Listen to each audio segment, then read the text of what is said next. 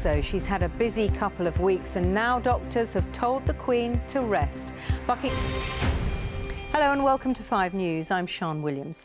The government's resisting pressure to bring back tougher COVID restrictions as cases in the UK rise. Health leaders want the government to implement its backup strategy in England to prevent the health service being stretched beyond its limit this winter. That would mean a return to mandatory face coverings and working from home, as well as vaccine passports to enter nightclubs and other crowded venues. But ministers insist the current plan is working and they've categorically ruled out any further lockdowns. Julian Drucker has the details.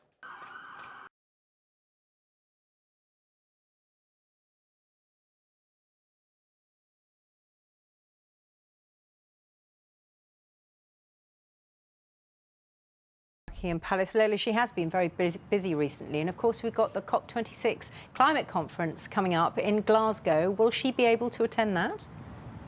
One person who definitely won't be at COP26 is the Russian President Vladimir Putin. The Kremlin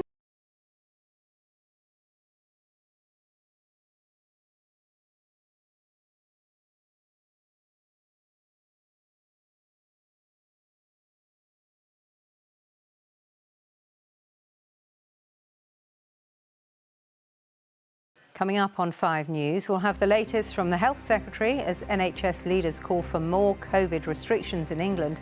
And see you after the break.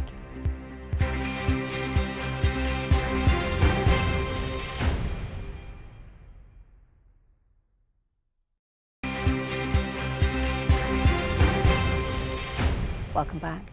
The Health Secretary, Sajid Javid, is about to start a news conference in Downing Street. Straight to our political editor, Andy Bell, who's there for us. Andy, what are we expecting him to say?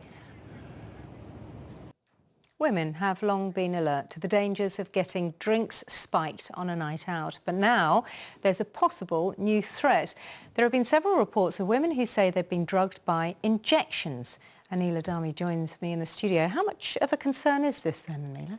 Well, as you said, the danger of drink spiking isn't something new, but now there's a growing number of women reporting incidents where they believe they've been drugged by someone injecting them with a needle.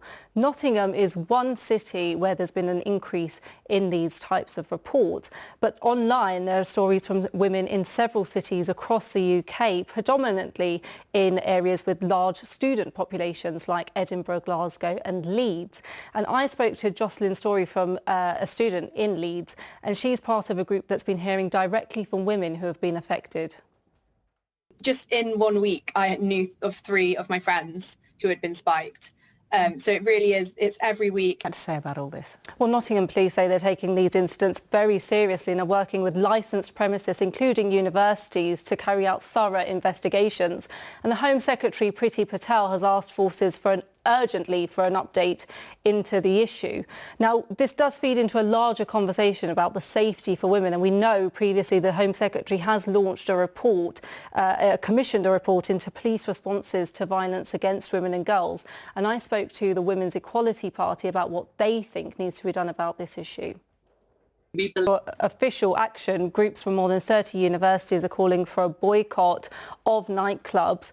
More than 130,000 people have signed a petition online calling for the searching of nightclub guests to be made a legal requirement. And ultimately, they want safety for women without the onus being on women to have to change their behaviour.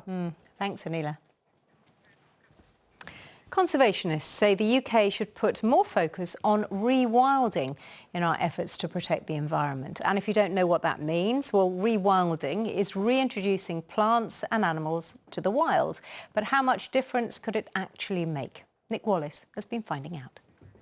Congratulations. Now, when it comes to plastic, there's been a concerted effort to cut down on things like single-use bottles, bags and packaging. Unfortunately, there's a type of problem plastic that is harder to tackle.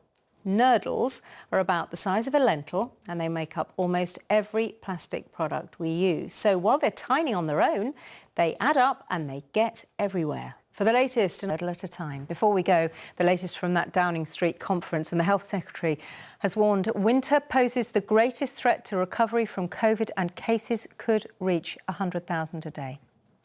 That's it for now. Join us tomorrow. Adrian McGivern has the weather next. See you soon. Bye-bye.